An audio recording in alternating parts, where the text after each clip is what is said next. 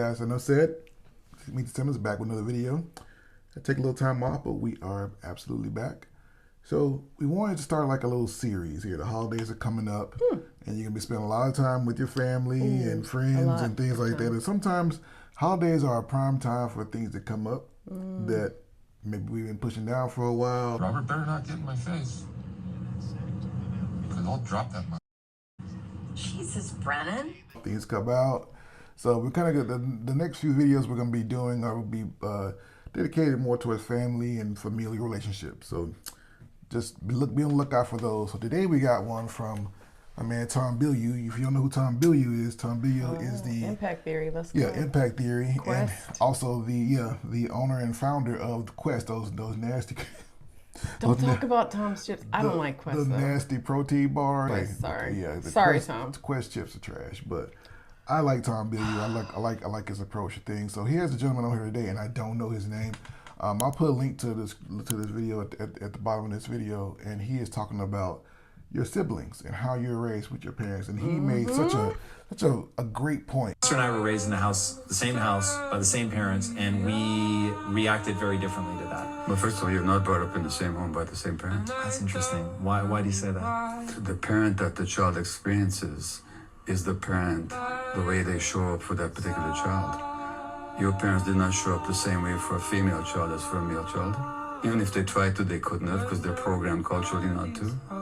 Secondly, you were different ages. You came along at different stages of their parent relationship to one another, or their self or their relationship to themselves. You did not have the same parents. You did not grow up in the same house.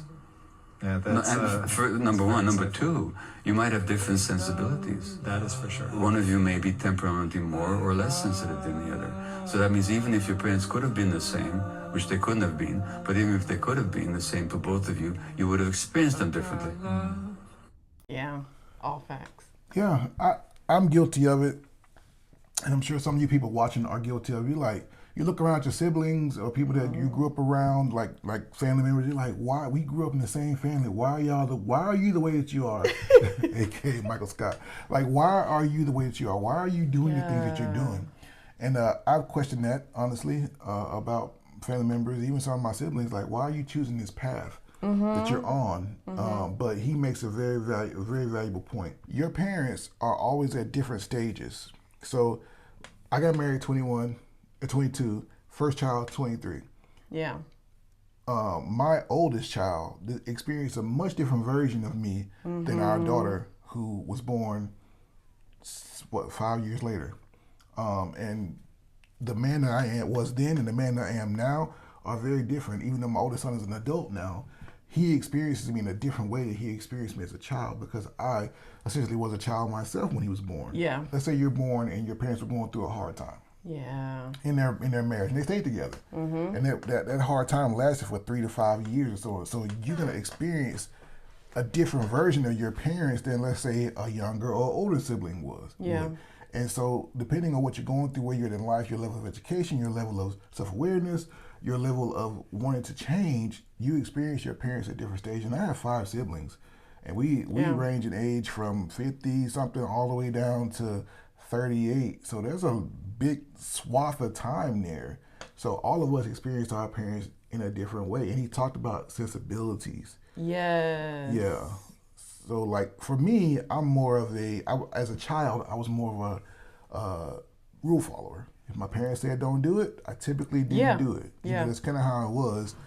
Just how I was. So, but my older sister, who is a bit of a rebel, she experienced a different version of my father because my father don't play about his word. What he said, he said. So I experienced a different version just by virtue of she's a little older than me. But just because of my sensibilities, I got a different version of him than her, according to this man's logic, which I think is solid. I think I like what he said, and I definitely like what you're saying as well, because I don't think we really prepare people for that when they're newlyweds or they're even new parents, because in your mind, I think when you become a parent, you think, well, I'm gonna be, you know, this type of mom, and you think you're going to be that same type of mom throughout the duration of the life of that child.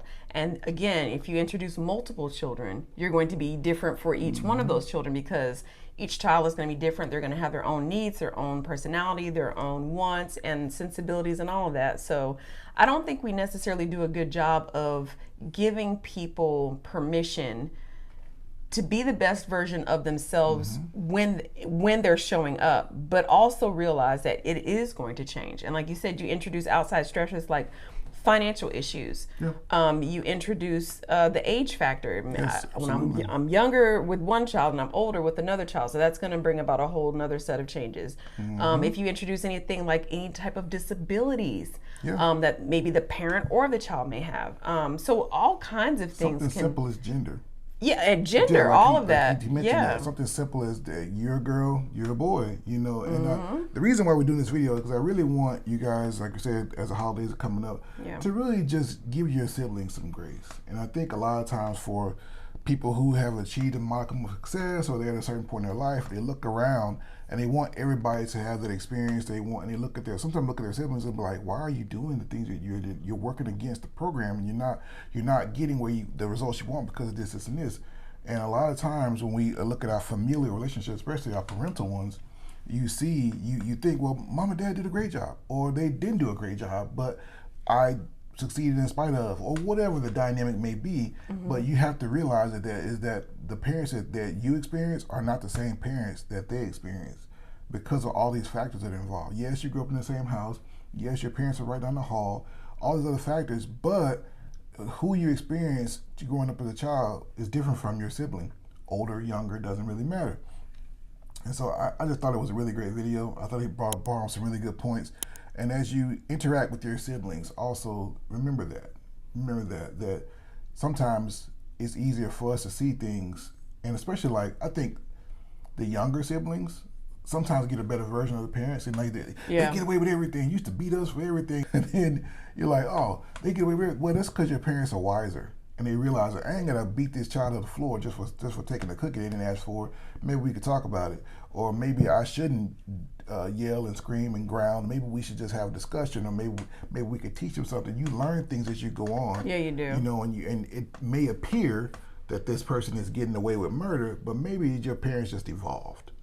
So let's learn to give grace, have the conversations, but see things from different angles, because everything's not a one-to-one when it comes to family relationships and things like that. Nothing's ever one-to-one. It's very dynamic. And so I think that's really important. Yeah, and grace is a two-way street. It's having grace for the child that may not be living up to certain familial expectations, and then grace for the child who may have done some great things and succeeded in life. But either way, accepting each other for who you are, and just being blessed and grateful that, hey, you get to see them for another Thanksgiving, holiday season, Christmas, whatever. That is a blessing, and cherish those moments. Make good memories, and even if the memories from the past aren't that great, make it a point to make new ones. Make lasting ones, ones that you can look forward to, because you always get that opportunity to reset. So as the holidays approach, you're going to be spending more time, well, hopefully you'll be spending more time with your family and things like that. Don't ruin it because you can't get past the past. You know, don't ruin it because of unforgiveness and things like that. You know, it's okay to have a conversation and be honest about how you feel and how things went down. But it's also okay to not address everything. So I think with that, that's enough said.